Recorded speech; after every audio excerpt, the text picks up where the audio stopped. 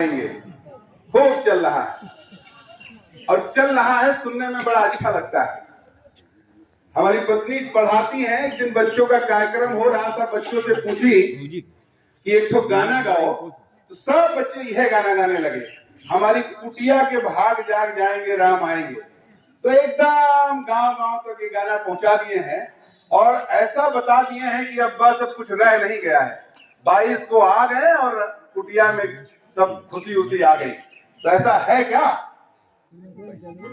हमारी कुटिया में खुशी तब आएगी जब हमारे बच्चे को नौकरी मिलेगी। राम आने से उतनी ही खुशी मिली है जितना पड़ोसी के लड़के को नौकरी मिलने से मिलती है। पड़ोसी के लड़के को नौकरी मिलेगी, हमको अच्छा तो लगेगा, लेकिन एक को तनख्वाह हमारे घरे नहीं आएगा।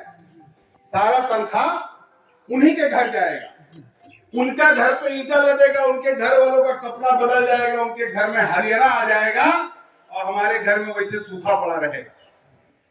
इसी तरह से हमारे पिछड़े समाज को काट दिया गया है और भाजपा की सरकार में बहुत योजना बना के काट दिया गया है। कहार, कुम्हार, बढ़ई, लोहार, इनके लिए मोदी जी ने बहुत बढ़िया योजना चला दिया है। क्या? कौशल विकास। जो बढ़ई हैं उनको रंदा मारना सरकार सिखा रही है और आपके बच्चे को आरा मशीन दे देगी कम पैसे में, तो आपका बच्चा क्या करेगा? पेड़ कटवाएगा, रंदा चलवाएगा। जो कुम्हार हैं उनको चाक दे रही है मोदी सरकार फ्री में। कितना बढ़िया काम है। आपका लड़का भी चाक ले लेगा और मट्टी से कुल्हड़ बनाएगा और मट्टी से कुल्हड़ बना के फिर उसी तरह रह जाएगा जैसे आप रह गए। तो अति पिछड़ी जातियों को, कहार, कुम्हार, बढ़ई, लोहार के लिए नौकरी का सरकार ने काम खत्म कर दिया। अब काम कर दिया है कि इनको केवल और केवल इनके पुश्तैनी काम में बजा दिया जाए। इसीलिए साथियों, समाजवादी पार्टी ने पीडीए की शुरुआत की है और पिछड़ा को आगे करके कि हम पिछड़े समाज को, जो अति पिछड़े में भी जो अति पिछड़ा समाज है, कहार, कुम्हार, बढ़ई, लोहार, राजभर, इनको मुख्य धारा में सरकार क्यों नहीं लाएगी?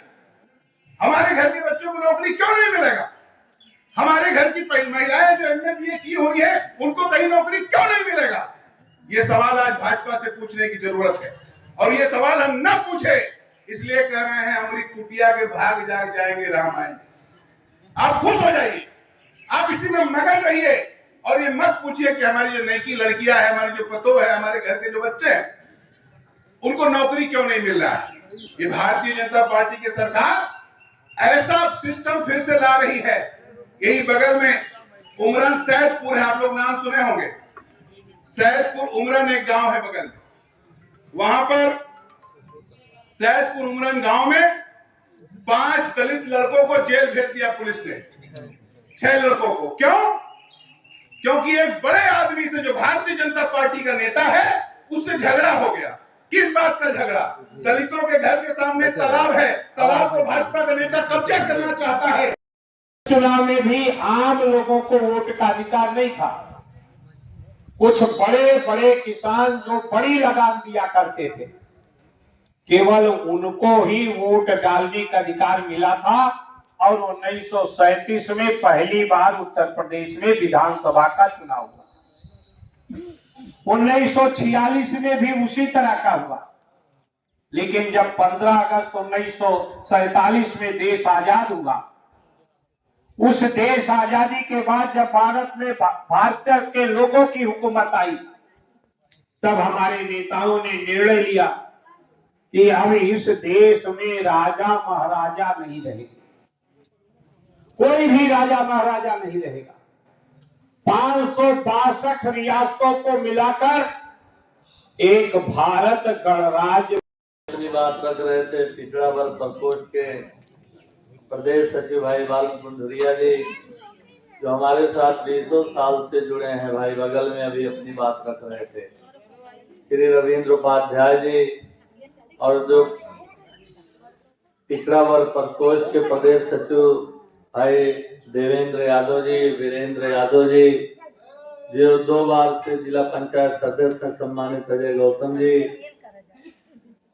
और संख्या हमारे बानी वर्मा जी चले गए और सम्मानित हमारे सेक्टर के प्रभारी भाई जग्गीलाल राजभर जी, रणविजय यादव सेक्टर पर्यवेक्षक, भाई रामचरण राजभर जी, तिलक राज राजभर जी, करमराज राजभर जी, बहुत सम्मानित भाई जिनके यहाँ कार्यक्रम हो रहा, रामशंकर राजभर जी, बरकुराम राजभर जी, रामभुवन मौर्य जी, जानकी मौर्य जी, मायाराम गौतम जी, बालेश्वर गौतम जी, लालता प्रसाद वर्मा जी, मनकू गौड़ जी, श्री राजमन गौड़ जी, सरजीत गौड़ जी, श्री राकेश राजभर जी, रामसबद राजभर जी, सम्मानित योगेंद्र यादव जी और हमारे सम्मानित भाई श्री रघुनाथ राजभर जी,